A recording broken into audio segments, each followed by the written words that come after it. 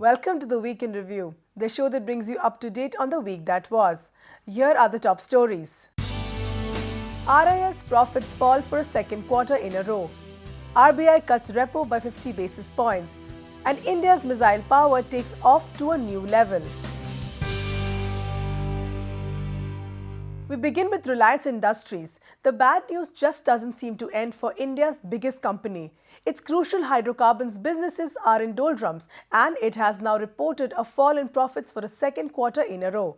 RIL's net profit dropped 21.2% to 4,236 crores in the 3 months to March. That came along with a 16.7% rise in net sales to 87,833 crores.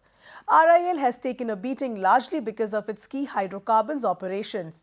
The company says revenues from its oil and gas exploration business were down by 36.5%, and downstream its gross refining margin was just at $7.6 per barrel compared to $9.2 in the year-ago period.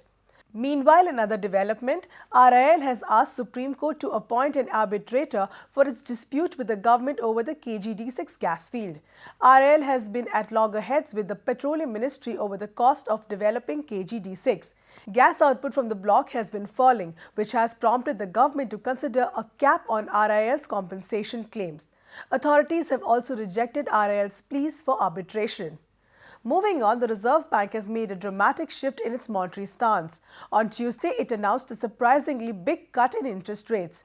RBI slashed the repo, which is its key lending rate to banks, by a full 50 basis points to 8%.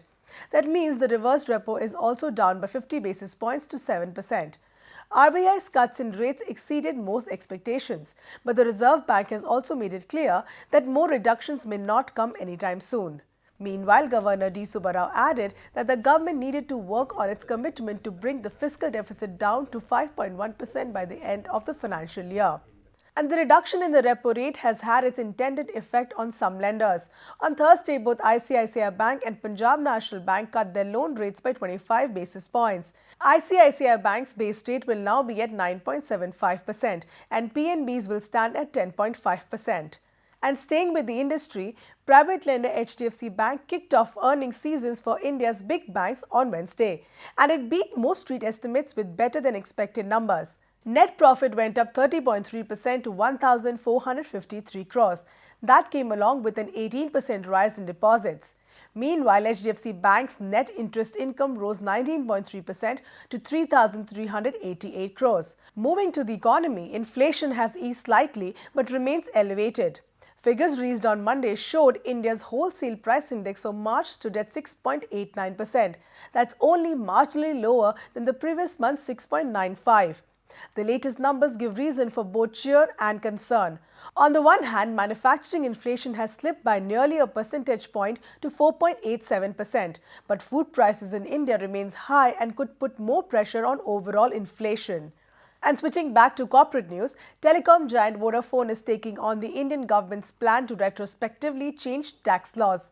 The company says it has served a so-called notice of dispute on tax proposals in the union budget. Vodafone says the proposals violate an international treaty. Vodafone is worried because the planned changes to tax rules could reverse a Supreme Court verdict that absolved it of a tax liability of $2.2 billion. And here are some stories in brief.